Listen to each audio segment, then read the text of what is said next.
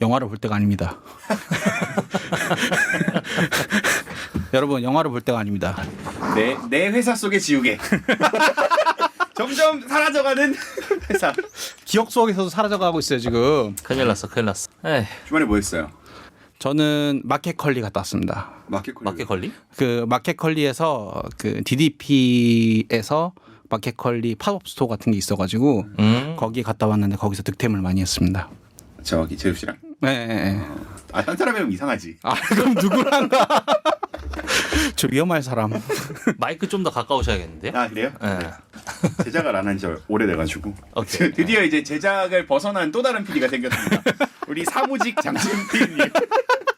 아 이렇게까지 사무직에 가까울 줄 몰랐어요. 내려갈 때만 해도 이 정도는 아니겠지라고 생각했는데 첫날부터 피곤하네요. 이게 그 아침 출근도 그렇고 이제 라디오 PD라는 직업, 프로듀서라는 직업 자체가 출퇴근 시간이 자유로운 게 좀 장점이잖아요. 네. 또 우리는 프로그램들이 시간대가 다 다르니까 뭐 어떨 때는 일찍 출근하는 경우도 있고 어떨 때는 또 멀리 가는 경우도 있는데 저는 지금 9to6 생활을 거의 2년째 하고 있거든요. 근데 실제로 나이트식스 하고 계십니까? 하려고 노력합니다. 약간 어때요? 자체적으로 늦추는 것 같은데? 9시 출근 오시니까 어때요? 아유 피곤하죠. 피곤하죠.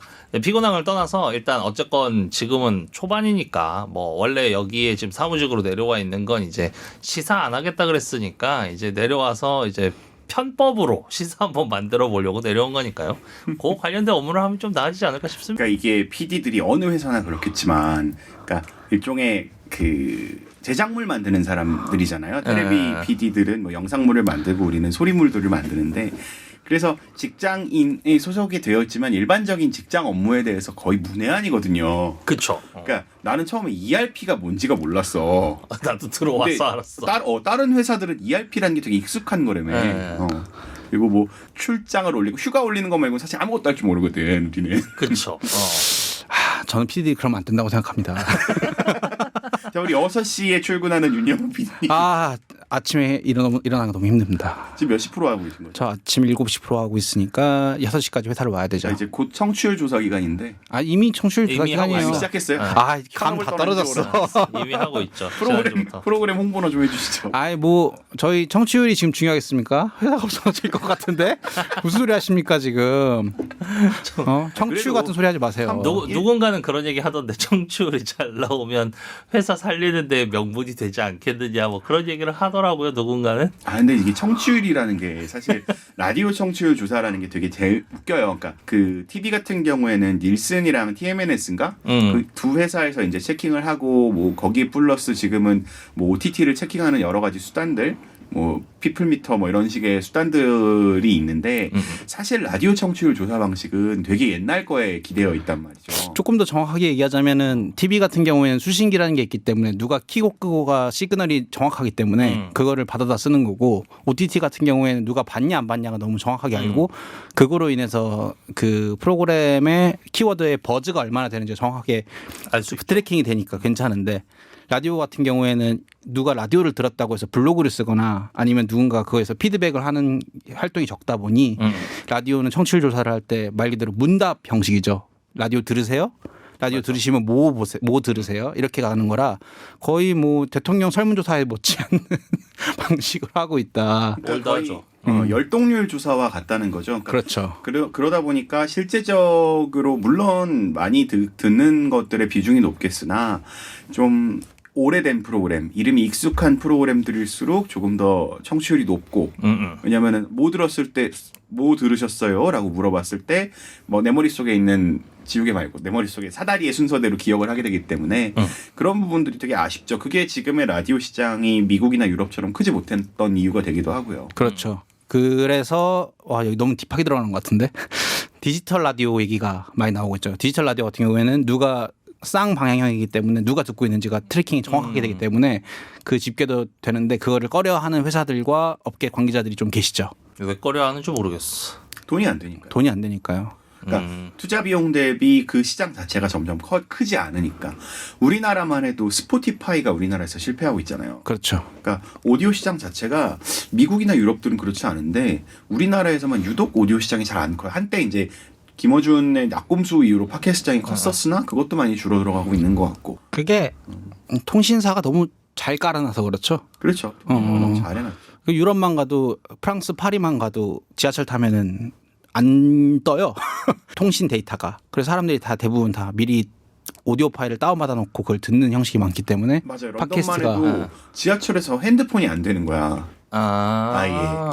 그러니까 용량이 아예, 작은 영상 시청 자체가 불가능하고 그러다 보니까 사람들이 영원 PD 말대로 팟캐스트 오디오 콘텐츠들을 미리 저장해 놓고 용량이 작으니까 그거를 수신하는 그런 일들이 되어 있는데 한국에는 워낙 인프라가 잘 돼 있어서 네. 그러니까 마치 그 중국의 인터넷 결제 시장이 중국에는 카드가 없잖아요. 현금으로 하다가 바로 스마트폰 결제로 넘어갔잖아요. 그러니까 우리는 중국에서 신용카드 업 같은 걸 하고 있는 것 같은 입장이에요. 그렇죠. 그렇죠. 어차피 망해갈 텐 없. 근데 이걸 외면당하는. 민주주의의 그거라고 차이라고도 해석하기도 해요. 시민 참여 뭐 민주주의 뭐 요런 수업에서 하신 교수님은 이 그런 차이를 약간 라디오뿐만이 아니라 다른 올드 미디어의 소비 패턴이 한국이나 미국보다 유럽이 훨씬 더 높은 이유가 어쨌건 민주주의가 중앙집권형으로 되어 있느냐 지방집권형으로 되어 있느냐에 따라서 또 얼마나 소수자 또는 그 개개인의 이제 오피니언에 좀 초점 무게감을 좀 주는 시스템을 갖추고 있느냐에 따라서 그 올드 미디어를 소비하는 패턴도 달라진다 뭐 이런 해석도 하긴 하더라고요. 배운 사람 같네. 중앙대학교 신문방송. 스타트가 괜찮구만. 오늘 스타트가 괜찮구만. 오늘 입 다 푸셨죠? 영화 얘기를 슬슬 해보는데 그렇죠. 아니 지금 잔인하다. 구독자가 한 분이 늘었어요. 왜 오셨는지 물어보고 싶습니다. 네, 혹시 왜 오셨는지 좀 알려주셨으면 좋겠고 아무튼 3명에서 4명으로 늘었습니다. 이야, 일주일에 한 명씩 늘리다 보면은 52주 하면 그리고 야 52명. 성장률 25%다. 그래도 그냥 보니까 팟빵 집계로 봤을 때 1화는 그래도 한 100몇 명 들었어. 와, 많이 들으셨네. 네, 그래서 이거를 왜 들으시나? 그 중에 한 50번이 형이 누른 거 아니에요? 한 20번 정도밖에 안 10번 들었어요. 정도밖에 안 눌렀어요? 근데 듣다 보면은 재밌을 수도 있고 솔직히 듣는 사람 이상한 거지. 이해를 못해. 아니, 아니, 들어주시는 분 욕하는 게 어디 있습니까? 재밌으실 수도 있죠. 아니 뭐 시간 많은 사람들 많으니까. 우리가 영화를 놓고 되게 넓게 얘기하니까 뭐 개중에선 그런 거잖아요. 걸그룹 만들 때 요즘 가면 갈수록 인원이 많아지는 이유가 그렇게 인원을 많게 하면 그 다양한 멤버들 중에서 무조건 한 명은 취향에 걸리게 되어 있다. 아, 분산 투자. 분산 투자. 뭐 그런 거 같은 거 아닐까요? 그렇죠. 우리 컨텐츠도. 그러기에는 우리가 라디오 PD로 너무 몰빵을 쳐놨어. 얘기는 넓게 하고 있으니까. 오케이. 자, 그래서 지우개처럼 없어져가는 회사에서 만드는 마지막 사비연필 같은 방송. 우리 근데 오. 구독자 수가 어느 정도 늘어나면 이제 가명 써야 되는 거 아닙니까? 왜요? 우리가 잘못하는 게 아니잖아요. 뭐 그건 그렇죠. 우리가 뭐 잘못하는 것도 아니고. 저희가 회사 행위하는 것도 아니고 회사 살려보겠다고 이거 하는 거 아닙니까? 회사 욕은 좀 하잖아. 아, 괜찮은가? 그래. 아니 라디오 PD들이 라디오 방송사에서 라디오 관련 콘텐츠를 만드는 게 뭐가 잘못입니까? 아니 그죠? 그럴 필요 없을 거라고 그냥 생각해요. 그거에 대한 정당한 책임을 지시면 됩니다. 책임은 사퇴? 뭐 보직이 있어 뭘 사퇴를 하지. 이번 주 영화 내 머릿속에 지우개고요. 2004년도 영화입니다. 2004년도 영화고 이재한 감독이 이거 말고 유명한 작품이 딱 하나 있더라고요. 뭔지 아세요? 뭐예요? 인천 상륙작전이요. 응, 안 봤어. 맞아요. 저도 안 봤습니다. 저도 안 봤습니다. 근데 평점이 되게 높아요. 9점이 넘어요. 국보 아닙니까 국보? 아니. 내 머릿속에 있어. 내 머릿속에 저게. 아, 요거는 이건 명대사가 많았잖아요. 어. 그러니까 사람들이 좀 좋은 이미지를 갖고 있어요. 짤 만들기 너무 좋고. 나는 솔직히 이 영화의 가장 큰 명대사는 너는 똥 누구 밑당이었던 것 같아. 자, 정우성 배우 그리고 손예진 배우가 주연이었고요. 줄거리는 장 PD님이 소개해 주시죠. 네, 이 영화 아마 보신 분들도 많으실 겁니다. 이게 첫 장면부터 굉장히 오랜만에 봤는데 첫 장면부터 확 눈에 들어왔었어요. 기억이 막 살아나더라고요. 이 손예진 배우가 연기한 캐릭터 이름은 수진입니다. 그리고 정우성 배우가 연기한 캐릭터 이름은 철수고요. 근데 이 첫 장면부터 수진이가 일단 차입니다. 차이고 시작해요. 일단 차이고 시작하는데 그 중요한 이 두 주인공 수진과 철수가 만나는 첫 번째 장면은 편의점에서 시작이 됩니다. 이 편의점에서 수진이 이 편의점 계산대에 콜라를 사고 계산을 해놓고도 콜라랑 지갑을 두고 나와요.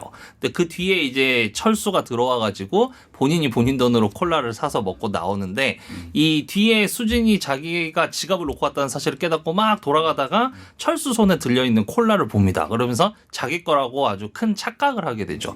그래서 그걸 처음 본 사람인데 그 사람의 콜라를 뺏어서 본인이 마시고 다시 편의점으로 들어가서 이제 지갑을 찾으러 갔는데 이제 편의점에 있던 알바였죠. 알바가 이제 콜라와 지갑을 꺼내 놓으면서 아 내가 잘못했구나라는 인식을 주게 해요. 근데 그 뒤에 어쨌건 이 둘이 이 수진이 아버지의 회사의 공사 현장을 따라 나섰다가 우연히 이 철수를 다시 마주하게 됩니다. 그래서 뭐 어쨌건 둘이서 꽁냥꽁냥 하다가 이 뒤에 그 수진이 철수에게 어쨌건 어느 정도 호감이 생기면서 자연스럽게 자꾸 다가가게 되고, 근데 이 철수가 마음에 좀 상처가 좀 있는 캐릭터예요. 그래서 이제 이 수진이 가까워 오는 걸 좀 밀어내고 하는 과정들이 있지만 어쨌건 결국 둘이 그 유명한 장면 이거 마시면 나랑 사귀는 거다 요거 한 방으로 둘이 이제 연애를 시작하게 되죠. 그리고 결혼까지는 가요. 근데 문제는 수진이 건망증이 원래 이 영화 시작부터 조금씩 드러나는데 이게 이제 나중에 보니까 유전적 알츠하이머였던 겁니다. 그래서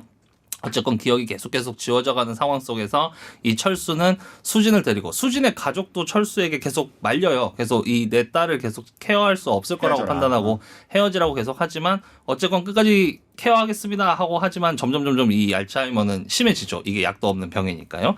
결국은 수진이 마지막 순간에 이제 자신의 기억이 잠깐 돌아왔을 때 이 철수에게 이제 편지와 이런 것들을 좀 적어놓고 소리를 남기고 이 잠적을 해가지고 요양병원으로 들어가게 됩니다. 그리고 철수는 어쨌건 우여곡절 끝에 이 수진이 어느 병원에 있는지를 찾아가지고 수진을 데리고 이 수진의 기억을 되살리려고 다시 또 이런저런 노력들을 하는 과정 속에서 수진의 기억이 잠깐 돌아오고 이 둘이 이제 손을 잡고 병원 밖으로 나가서 차 타고 나가는 장면이 끝인 영화입니다. 저번보다는 좀 길었어요. 그러니까 좋아요. 다시 왜냐면 까먹었거든요. 영화 본 지 일주일이 넘어가지고 기억이 안 나네. 아 맞다.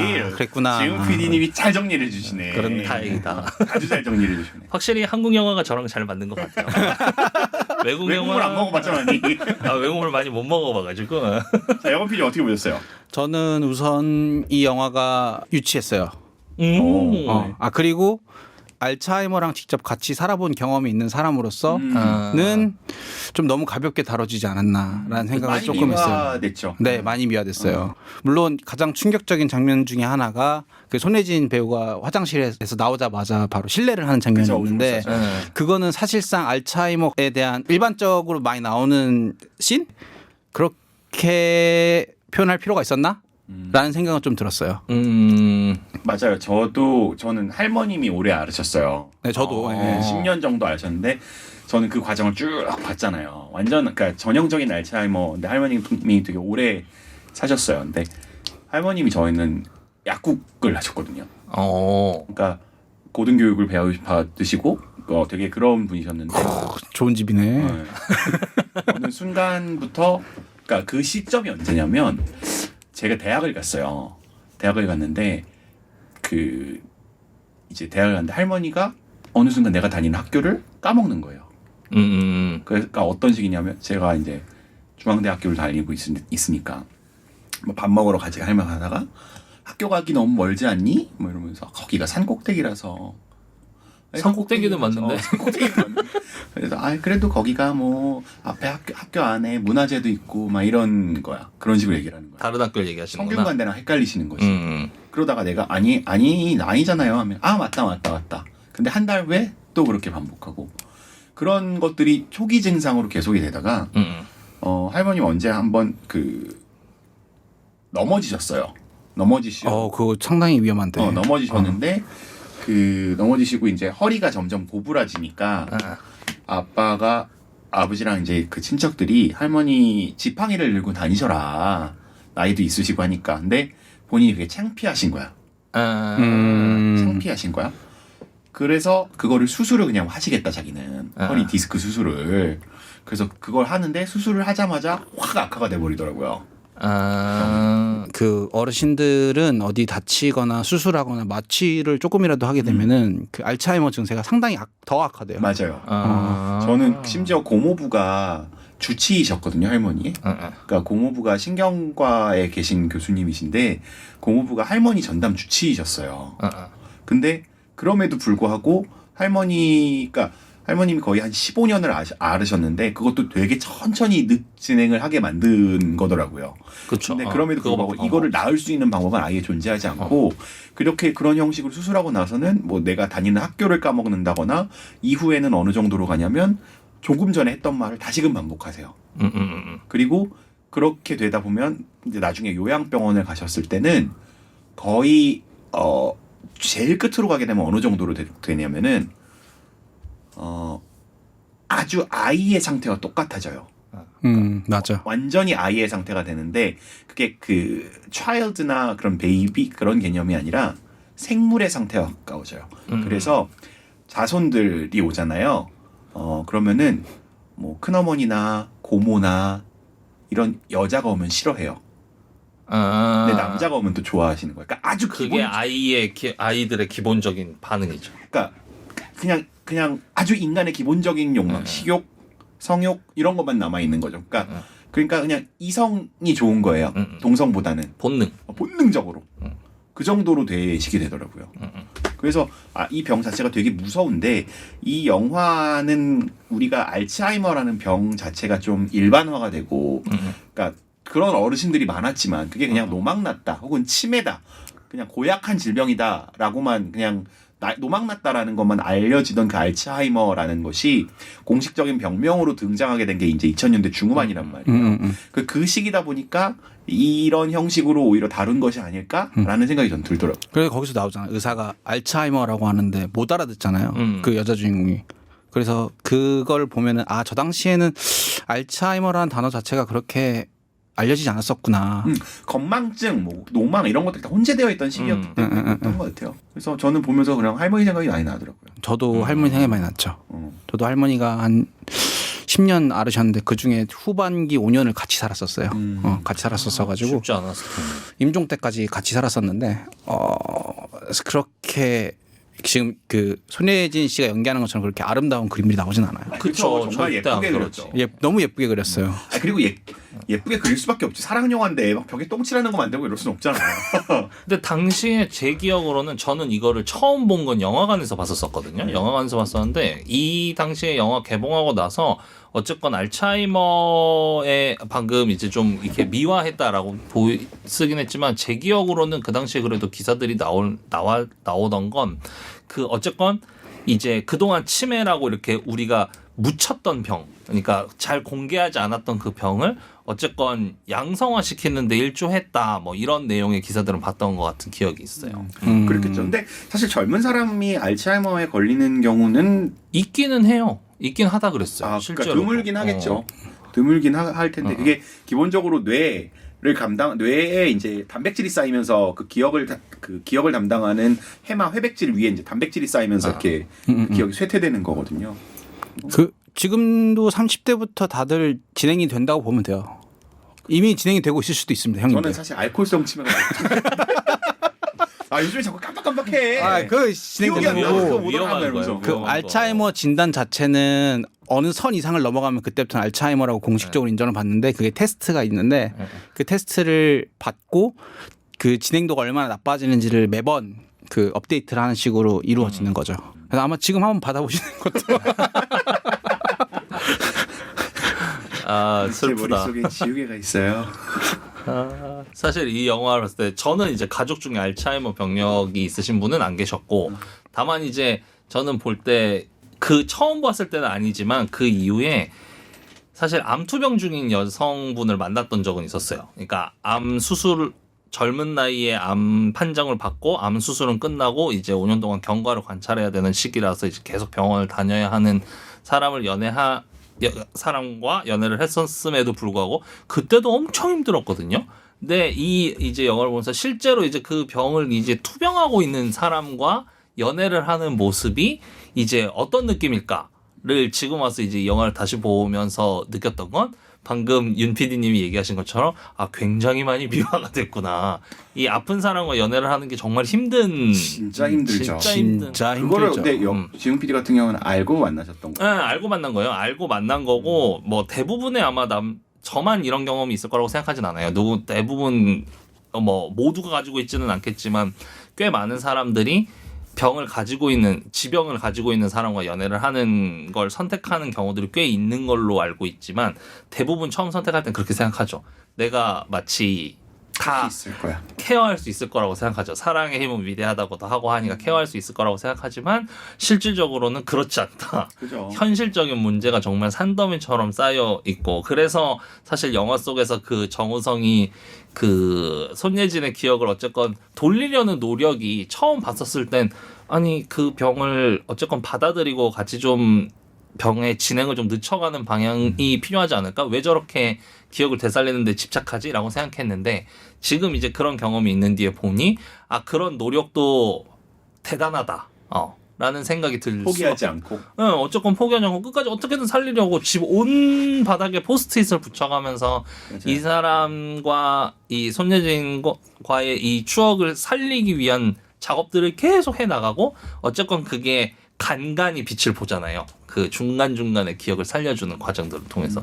근데 그게 이게 영화니까 그렇지 과연 이렇게까지 할 수 있는 사람이 얼마나 될까라는 맞아요. 쉽지 않죠. 생각들이 많이 들더라고요. 저도 저는 아니고 이제 주변인이 그런 경우가 있었는데 그거를 이제 옆에서 그 과정들을 다 지켜보잖아요. 심지어 이제 그분 돌아가셨어요. 그 모든 과정들을 이렇게 지켜보면서 진짜 쉬운 일이 아닌 것 같더라고요. 그러니까 어른들이 특히 이제 20대 후반, 30대 초반에 이제 나이가 되면 그런 것들 있잖아요. 병 있는 건 안 된다, 막 이런. 맞아. 결혼하기 맞아. 전에 건강검진 맨날서 뽑아서 갖고 오라는 부모님도 있다고 했어요. 있긴 해요. 내가 걱정돼가지고 그걸 못 하겠는데. 근데 그 심리가 이해가 되더라고요. 그 심리가. 아주 현실적인 그게 부분이기는 너무나 해요. 고통스럽다는 걸 아니까. 그래서 이제 처음 이 영화를 봤을 때 그 수진이랑 철수가 결혼하려고 했을 때 수진이네 부모가 엄청 말리는 모습을 보면서 처음에는 야 어떻게 자기 딸한테 저러냐라고도 생각이 들었지만 지금 이제 다시 영화를 봐보니 아주 이해가 되는. 근데 저는 그 장면에서 아빠가 처음에 내일부터 나오지 말게 라고 하잖아요. 아빠 입장에서는 사실 딸이 그 직장도 좋아요. LG 패션이에요. 거기 그렇게 컨셉상 디테일하게 LG 나왔었어요? 패션이었어. 그 얘기 좀 이따 직장도 좋은데 공사판에 자기 회사의 노가다꾼인 거잖아요. 노가다꾼한테 사랑에 빠진데 아빠 입장에서 당연히 싫지. 그래서 반대를 하는데 저는 아빠가 딱 무너지는 장면이 하나가 있었거든요. 그 같이 손예진 배우가 최철수한테도 이야기하지 않고 부모님한테도 이야기하지 않고 그 둘을 합석시키잖아요. 식당 자리에서. 그리고 나서 거기에서 너무 큰 스트레스를 받고 있어서 화장실에 가다가 쓰러진단 말이죠.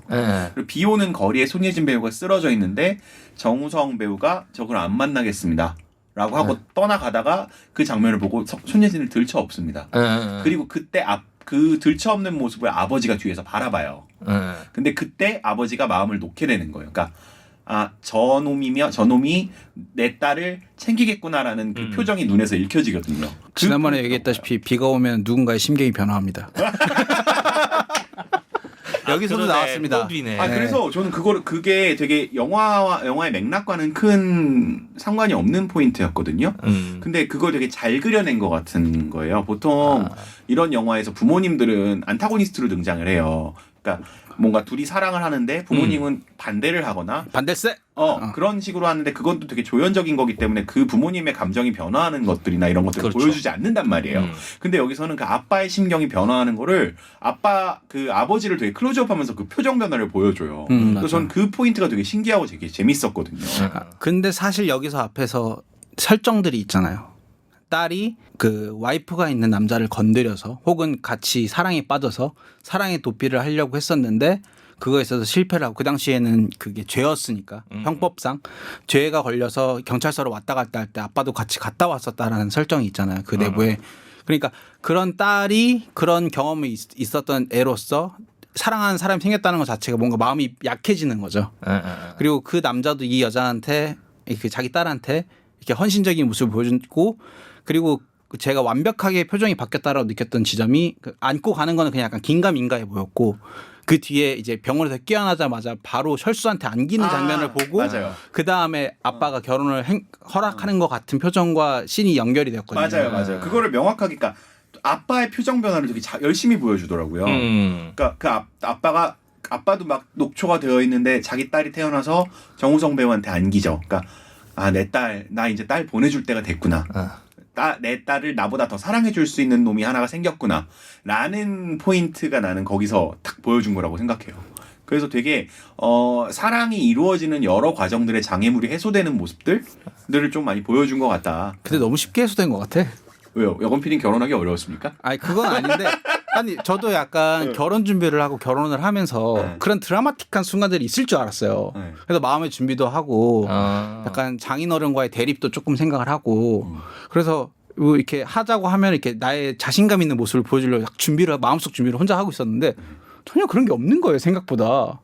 여긴 연애가 길어서 그랬겠지. 그런 걸 수도 있어요. 나는 있었거든. 어떤 게 있었습니까? 그러니까 저는 이제 어쨌건 지금 와이프 이런 건가? 아니 그런 건 아니었는데, 그러니까 지금 와이프의 이제 어머님이 이제 아버님은 이미 돌아가셨어가지고 어머님만 계셨는데 어머님이 그러니까 와이프가 저를 만나고 있는 거를 알고 계셨지만 계속 만나는 걸 피하셨었어요. 그러니까 딸을 보내기 싫어서. 근데 이제 우연히 이제 와이프가 이제 동생들이랑 좀 그 남매가 많은데 4남매인데. 남동생들이랑 장난을 치다가 엄지발가락 발톱이 날아간 거예요. 그래서 근데 발톱이 이제 살짝 들렸는데 와이프가 되게 그 뭐라 그래야 되지? 좋게 얘기하면은 고통을 잘 참고 나쁘게 얘기하면 굉장히 둔한데 그냥 그날 나랑 데이트 약속이 있다고 그냥 오른쪽 발톱이 들린 채로 나를 만나러 나온 거지.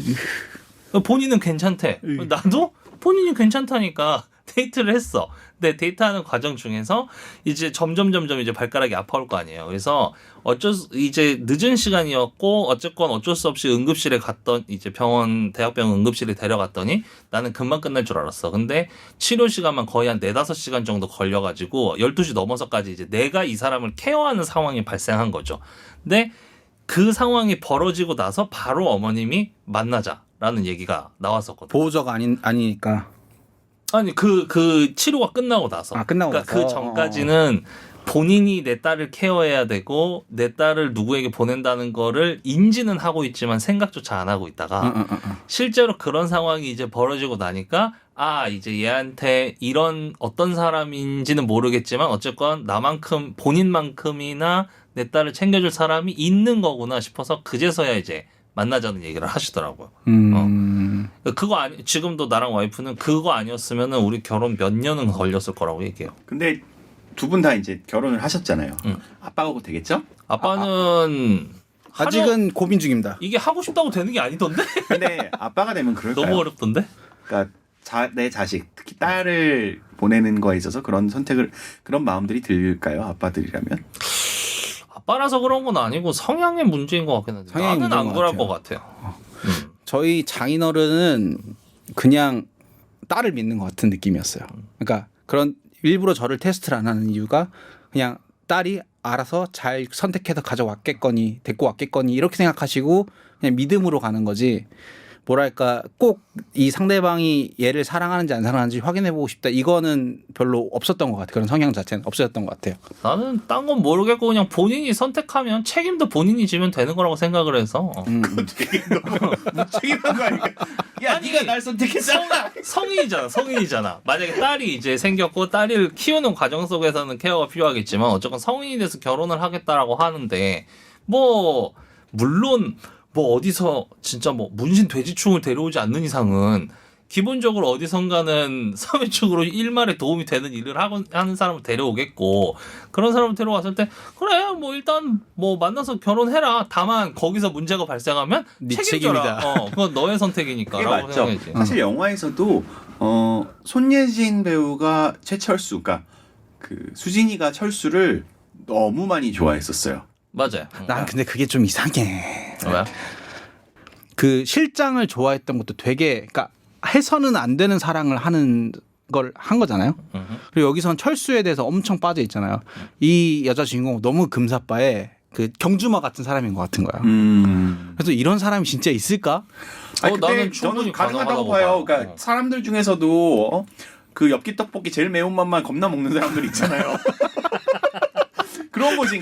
그러니까 그런 금단 같은 거. 그러니까 그게 아까 이제 지용 PD가 얘기했지만 사실 그러니까 병을 앓고 있는 사람을 사랑하게 되는 감정도 비슷한 맥락일 것 같아요. 그러니까 남들이 어렵다, 불가능하다라는 거지만 난 할 수 있을 것 같아. 그래서 너무 좋아라고 해서 이제 빠져드는 그런 심리.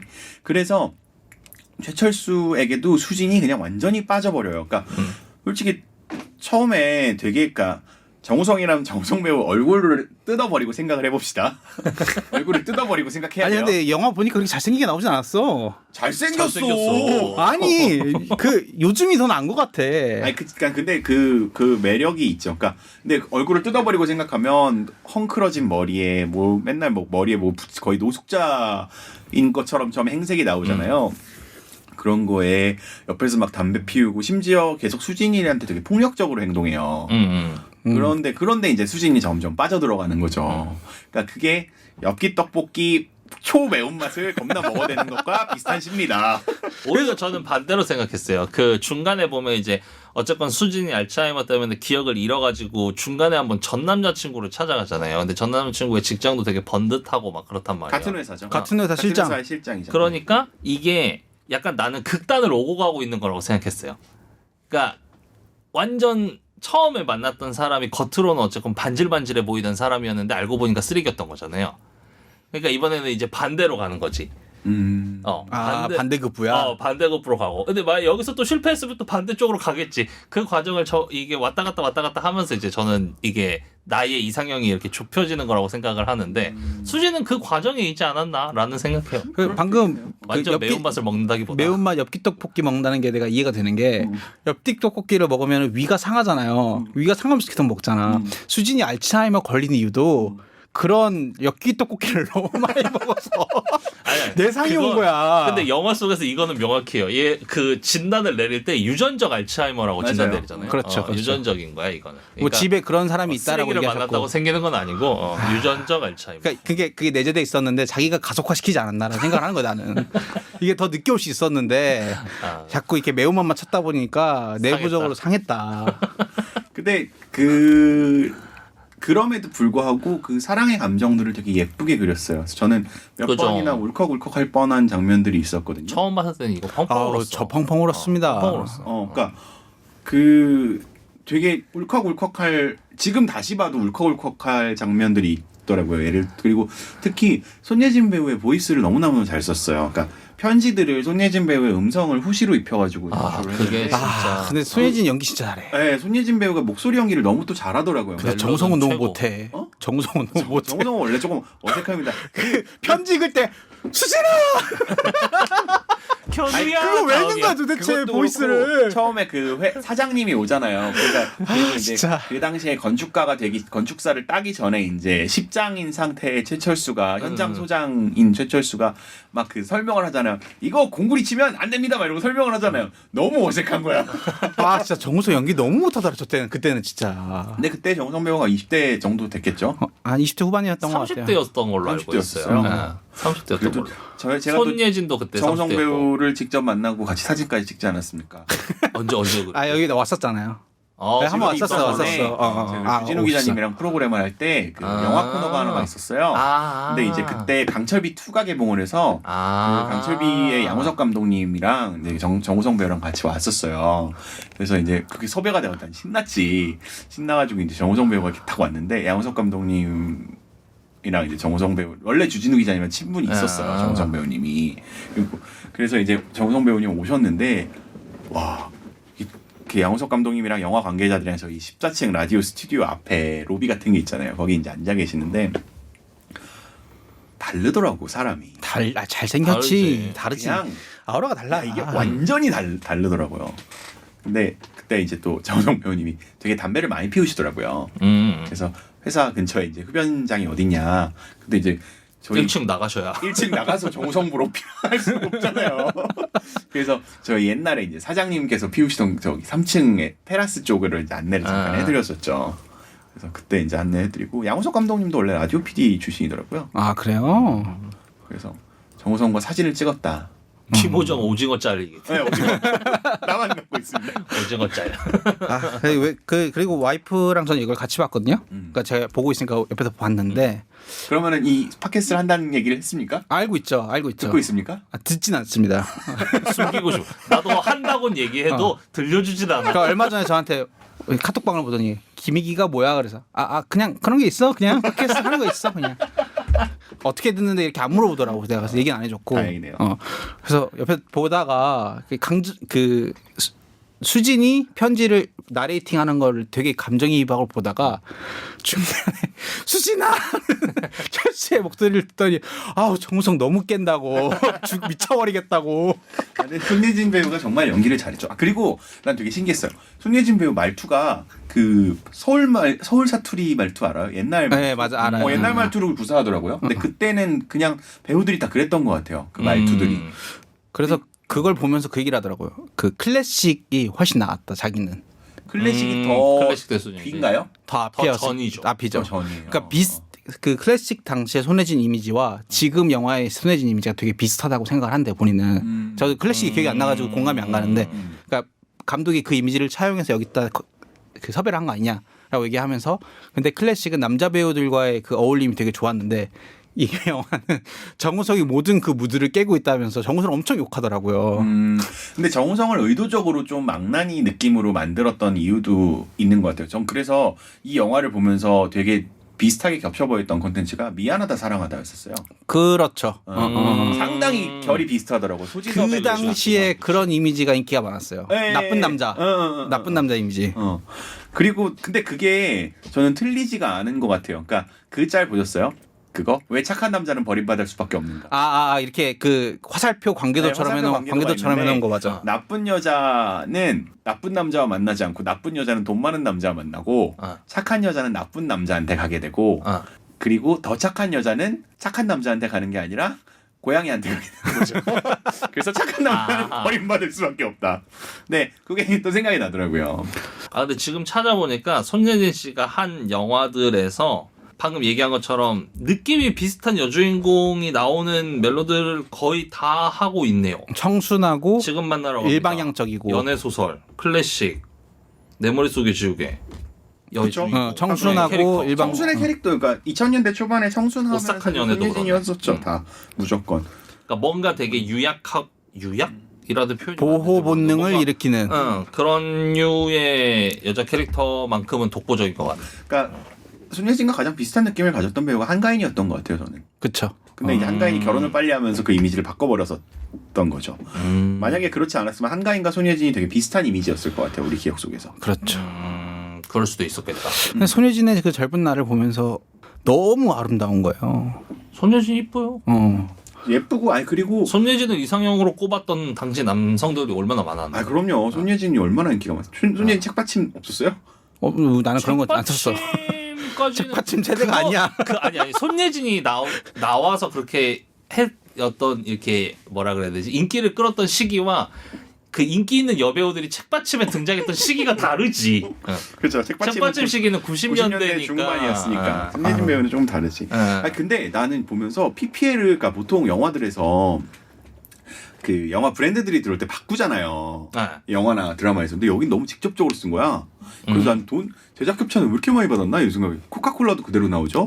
그리고 TNGT 브랜드도 그대로 나와요. 그리고 그 계약서 하잖아요. 그 손예진의 전 남친이 와가지고 계약서상 거기는 LG 백화점에서 하는데 TNGT가 LG 패션 계열이거든요. 뭐 그런 것도 그렇고 마지막에 그 패밀리마트 지금의 CU가 된 그렇죠. 편의점도 그냥 그대로 나온 거야. 패밀리마트 진짜 추억의 이름이다. 이걸 다 협찬을 그대로 받은 건지 다 상품명이 그대로 나오더라고. 그래서 그것도 되게 신기했었어요. 우리도 그런 게 있어야 되는데. 근데 솔직히 말도 안 되죠. 그러니까 그 나이에 알츠하이머가 걸리는 영화, 그러니까 설정 자체가 되게 좀 극단을 많이 달리는 설정들이 많았던 것 같아요. 예를 들어서 솔직히 철수가 타는 차 그거 봤어요? 레토나. 레토나예요? 레토나 같은 거 아니야? 랭귤러 아니에요? 나 지프 랭귤러인 줄 알았는데. 뭔가 오프카 같은 거. 그 지표 랭글러 아니에요? 지표 마지막에 탄 거요? 아니 그 차 그 오토바이한테 소매치기 당하는데 차 문 팍 열어가지고 오토바이 날려버리잖아요. 그 지프 맞아요. 그 지프잖아요. 지프 맞아요. 그러니까 노가다 하는 분이 어떻게 지프를 타요? 노가다 무시합니까? 아니 벌어들이는 지탄받을 발언입니다. 아니 그러기엔 소득이 너무 그러니까 너무 크잖아 차가. 근데 철수의 직업이 정확히는 단순 노가다는 아니잖아요. 십장. 그러니까 목수죠 목수. 목수니까. 목수.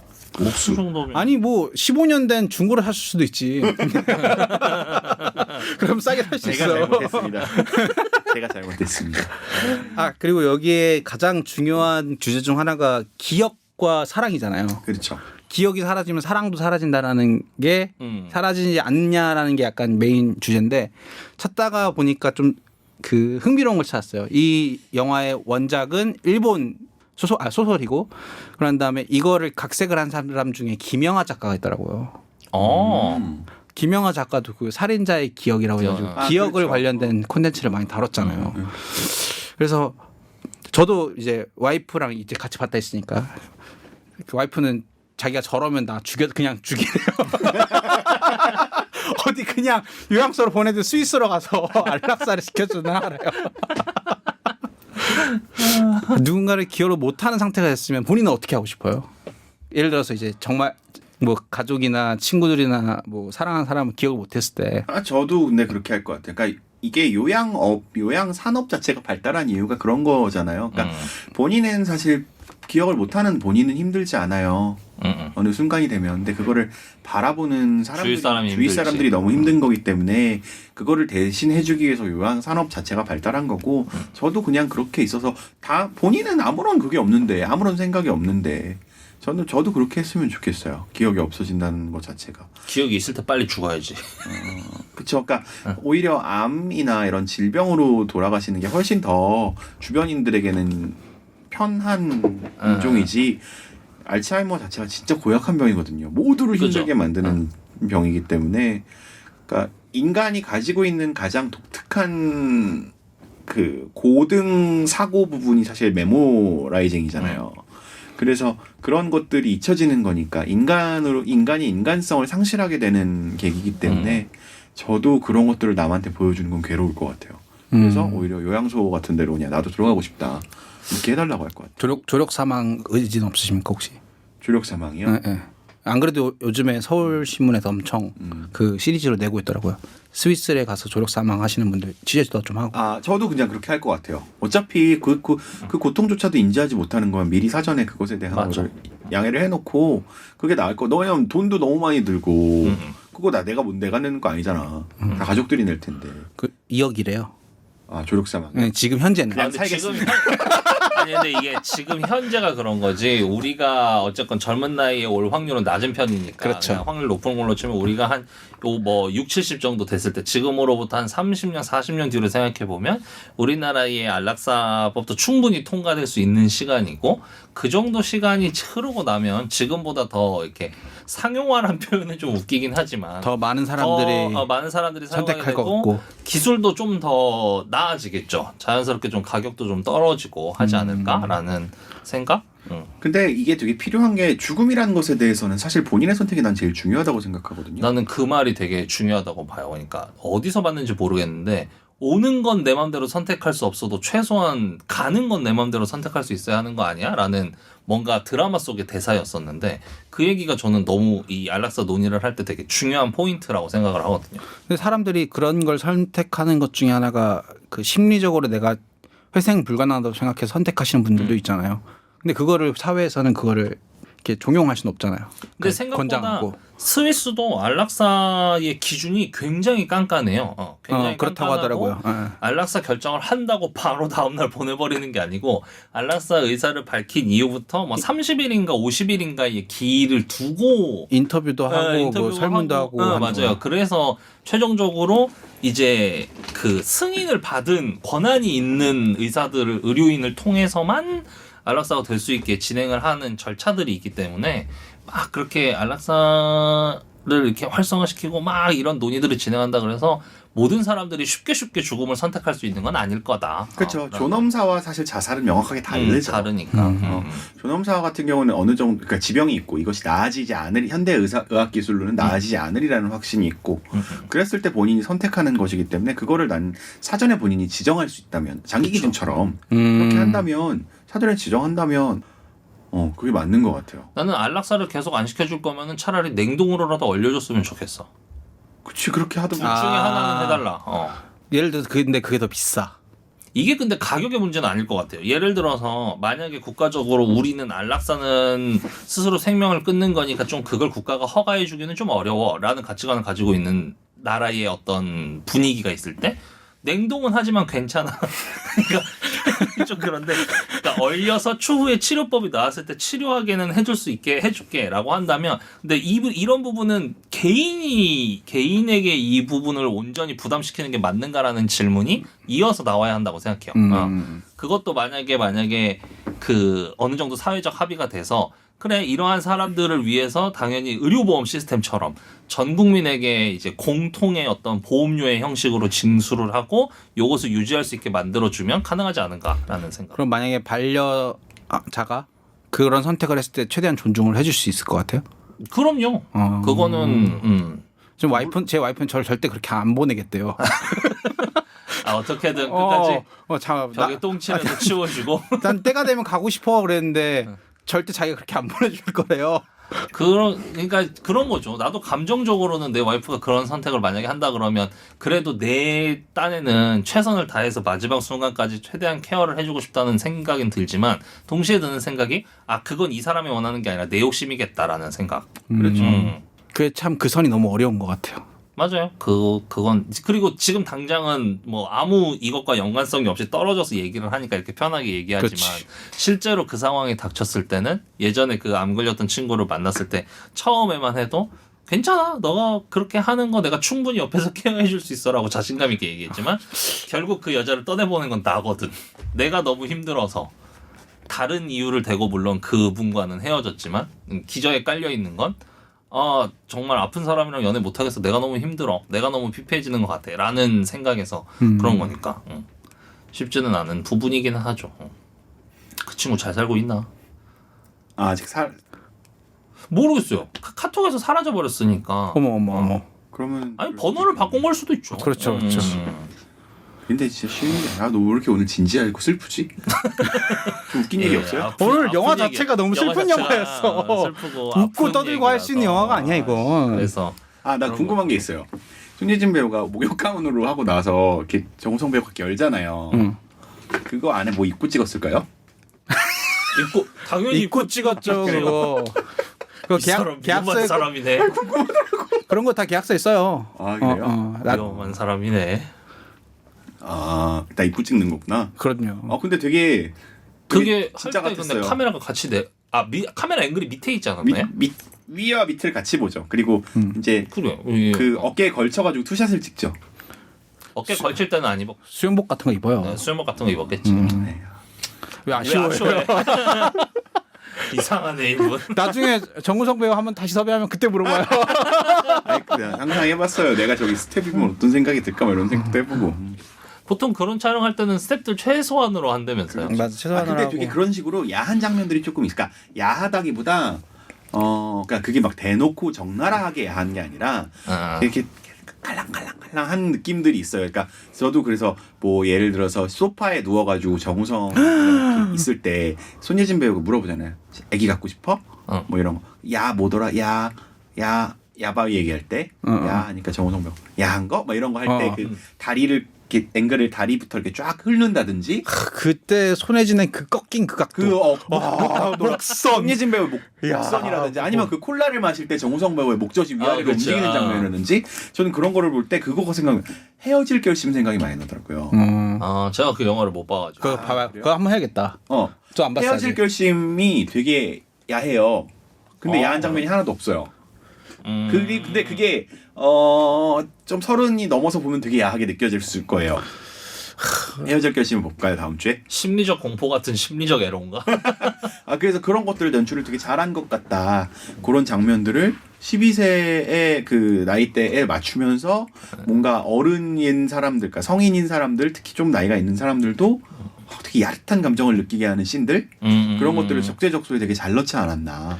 그러니까 그런 말초적인 그 신경들을 자극해주는 씬들과 되게 감정을 애누르는 씬들과 그리고 이제 부모의 입장에서 사랑을 생각하게 하는 딸을 떠나보내는 부모 입장에서 입장을 생각하게 하는 씬들 이런 여러 가지의 사랑에 대한 여러 가지 장면들을 되게 그 낱장들을 잘 만들어서 한 편의 사랑이라는 앨범을 보는 듯한 느낌이었었어요. 그래서 다만 근데 결혼하기 전에 봤을 땐 펑펑 울었는데 결혼하고 난 다음엔 눈물이 안 나오더라. 그거 와이프랑 같이 봐서 그런 거 아닙니까? 그런 걸 수도 있고요. 그리고 약간 너 그거 보면서 누구 생각해 이렇게 물어볼 수도 있는데 아니야. 근데 오히려 그 손예진 그 제가 각도 얘기했잖아요. 그거 보면서 와이프가 손예진의 미모에 감탄을 하더라고요. 페이크. 손예진의 미모에만 감탄을 했을 거야 제수 씨가. 근데 제수 씨가 그 여건 PD 낚으려고 한번 페이크를 걸어봤는데 안 걸렸어. 안 걸렸어. 정우성을 이렇게 보다가 이렇게 옆에 보면 아이고 왜 이럴 수도 있잖아요. 이상하게 눈물이 안 나. 조금 약간 슬프긴 한데 뭔가 감정이입이 안 되더라고. 저도 그러니까 눈물이 날 정도는 아니었어요. 왜냐면 그리고 그 감정을 딱 적시는 방식들이 상당히 2000년대스러웠거든요. 그렇지. 모를래? 그리고 우리가 이 영화를 다 처음 본 게 아니라서 그럴 수도 있어요. 맞아요. 그리고 김부선이 나왔다는 거 보면서 한 번 더 깨졌고 뭔가 느낌이. 근데 되게 잘 어울리는 게 이 쌍놈의 새끼야.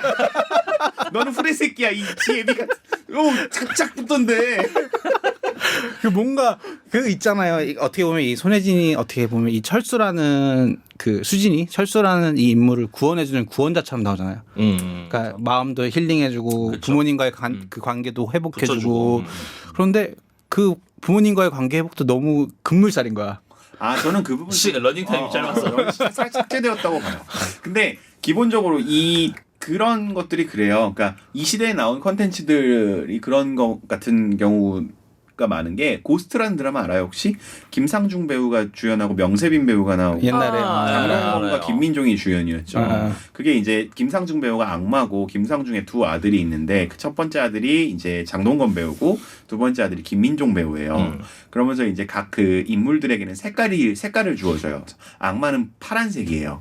근데 파란색이고 그 두 아들도 파란색 악마의 아들이니까 파란색을 가지고 있겠죠.